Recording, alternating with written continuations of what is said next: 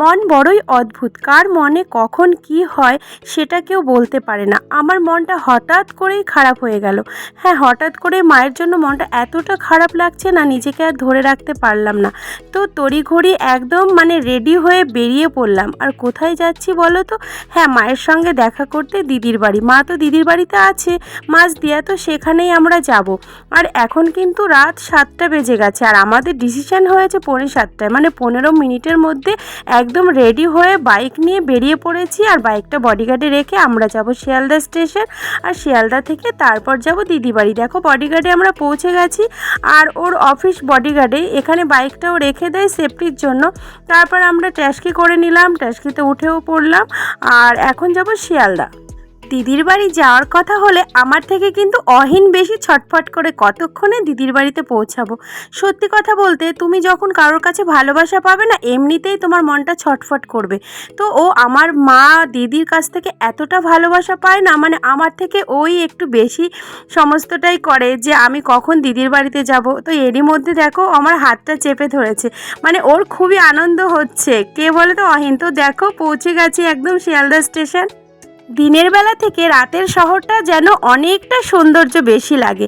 তো দেখো শিয়ালদা স্টেশনটা কতটা সুন্দর লাগছে, আর রাত্রেবেলা আসলেই এই রকম দৃশ্য দেখতে পাওয়া যায়।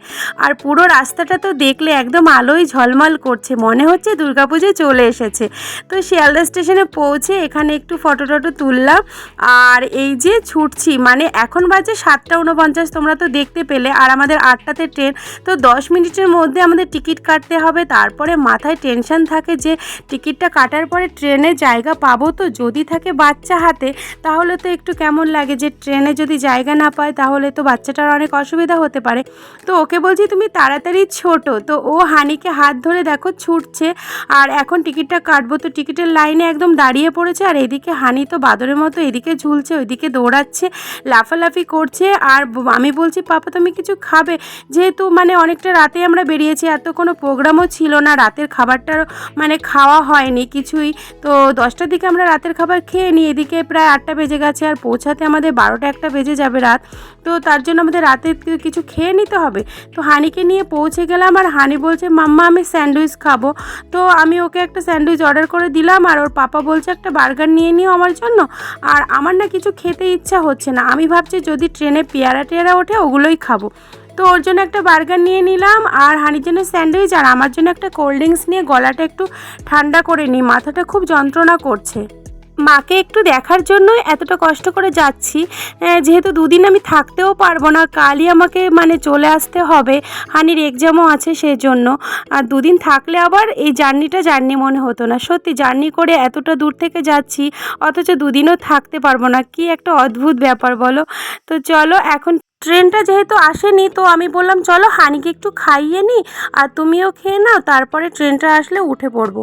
তো এখানে একটু প্ল্যাটফর্মের মধ্যে বসে পড়লাম, আর এই যে হানিকে বললাম পাপা খেয়ে নাও স্যান্ডউইচটা, ও একটু লস্যিটা খাচ্ছিল, ওর পাপাকে বললাম তুমি বার্গারটা খেয়ে নাও। আর এই যে হানি স্যান্ডউইচটা দিয়েছি, আর ও তো খাবে ওই রকমই, কিনতেই শুধু চায়, খেতে আর চায় না।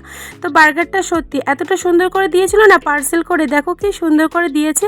আর আমি ভেবেছিলাম একদমই ভালো হবে না, কিন্তু সত্যি খুব টেস্টি ছিল জানো তো।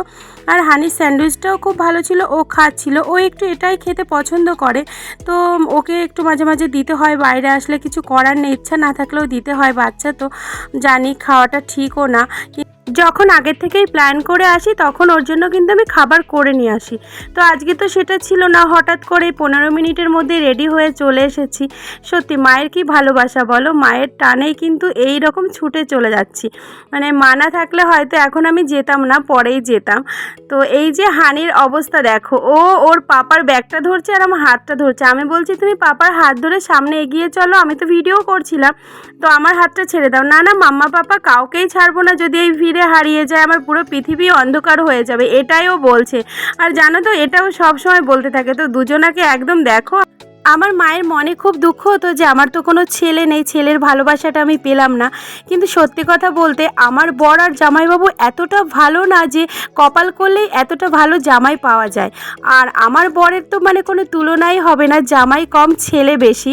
মানে কখনো মনে হয় না যে ও বাড়ির জামাই। ও এমন করে মায়ের সঙ্গে আর আমাদের বাড়ির প্রতিটা ফ্যামিলির সঙ্গে, মানে এমন ব্যবহার করে সবাই ওকে ছেলেই ভাবে। মানে ভালোবাসা জিনিসটা না কখনো বলে হয় না। তুমি যদি কাউকে ভালোবাসো দেখবে তুমি নিজের থেকে অনেক ভালোবাসা পাবে। আবার এমনও হয় যে তুমি কাউকে 100% ভালোবাসলে কিন্তু তোমাকে সে একটুও ভালোবাসলো না, সে পুরোটাই নাটক করলো, সেই ভালোবাসা কিন্তু একদমই টেকে না। তো সত্যিকারের ভালোবাসা কিন্তু সারা জীবনের বন্ধন হয়ে থেকে যায়। পুরো ভিডিওটা তোমরা দেখো। আর আজকের মতো তোমাদের সকলকে জানাই গুড নাইট। সকলে খুব ভালো থেকো, হ্যাপি থেকো, টাটা।